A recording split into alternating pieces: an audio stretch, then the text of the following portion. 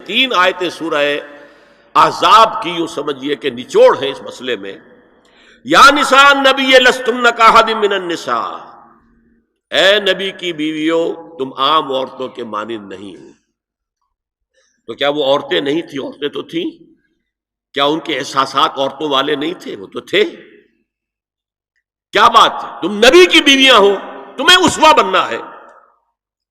ان اتقیتن فلا تخضعن بالقول، اگر تمہیں واقعی اللہ کا تقوی اور خوف ہے تو کسی اجنبی سے اگر بات کرنے کی ضرورت پیش آ جائے تو اپنی آواز میں لوچ مت پیدا کرو. فیطمع الذی فی قلبہ مرض، کہ جس شخص کے دل میں کوئی روگ ہے، گندگی ہے، وہ کوئی آس لگا بیٹھے کہ یہ جو مجھ سے گفتگو کر رہی ہیں، جس انداز میں کر رہی ہیں، جس لگاوٹ کے ساتھ کر رہی ہیں، تو کوئی نہ کوئی موقع ہے میرے لیے. انا للہ و انا الیہ راجعون. کڑک آواز میں بات کرو. وقلن قولا معروفا، اور معروف بات کہو صرف، اس سے آگے بڑھنے کی کوئی ضرورت نہیں.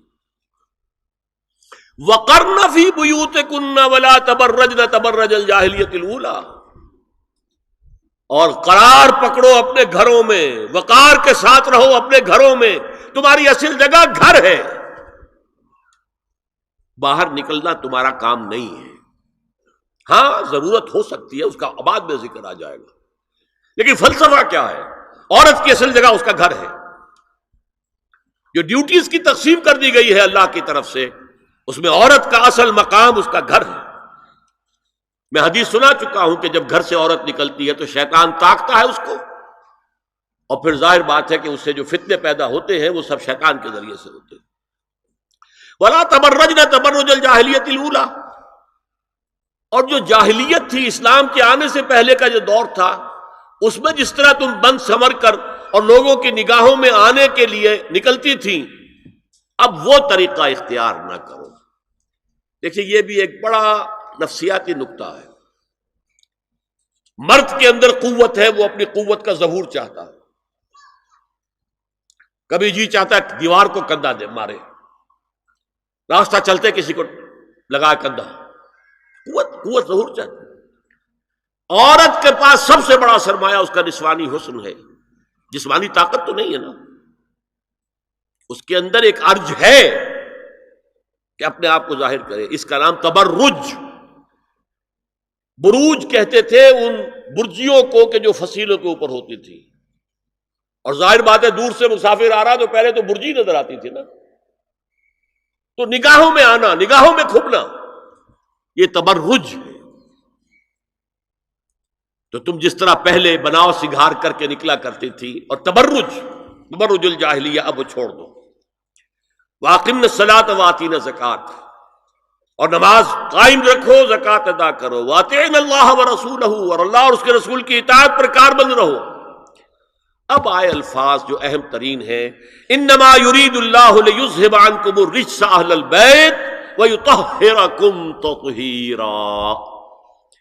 اے نبی کے گھر والیو، اللہ یہ چاہتا ہے کہ تم سے ہر طرح کی برائی، ہر طرح کی ناپاکی کو دور کر دے اور تمہیں پاک کر دے. پاک کرنا کر، خوب خوب خوب خوب. تطہیرا، یطہرکم تطہیرا. کیوں؟ تمہیں نمونہ بننا ہے، تمہیں اسوہ بننا ہے. یہ الفاظ اصل میں آئے ہیں قرآن مجید میں ازواج مطہرات کے بارے میں. سارا جملہ چل رہا ہے یا نساء نبی سے.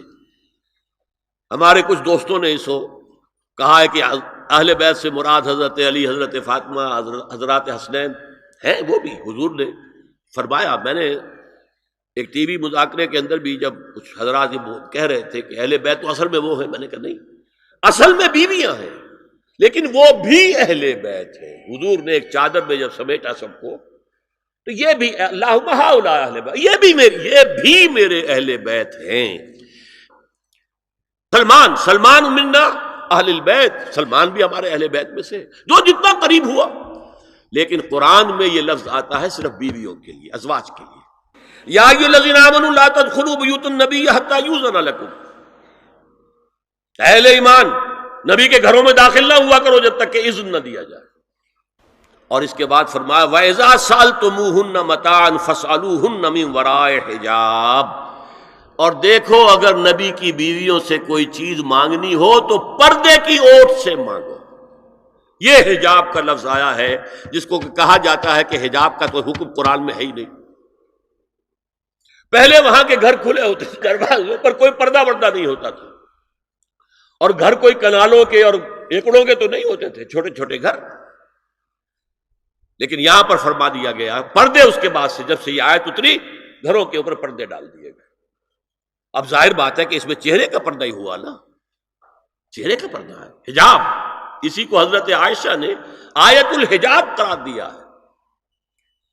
اور پھر دیکھیے جو ریئلزم ہے، ریئلزم میں نے کہا تھا نا کہ اللہ نے بھی فرمایا کہ سب سے زیادہ محبت انسان میں عورت کی ہے.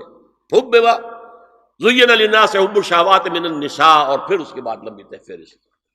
حضور نے فرمایا حبب الیہ النساء والطیب.